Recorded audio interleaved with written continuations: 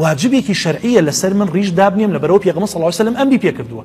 ئەمە نایفرۆشمەوە بە تۆ وەکو موسڵمانی ڕیشت نییە دەی بۆ مزگەوت من ڕێزی تایبەتیت لێگرم.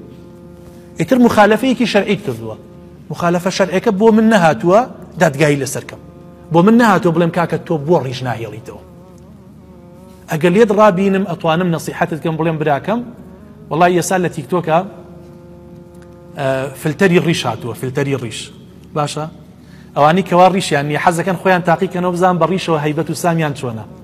وەڵای دوایە خەڵک بۆ نووسێ بەڕاستی بە ڕیشەوە جوانیت، ئەو نازانێت. یعنی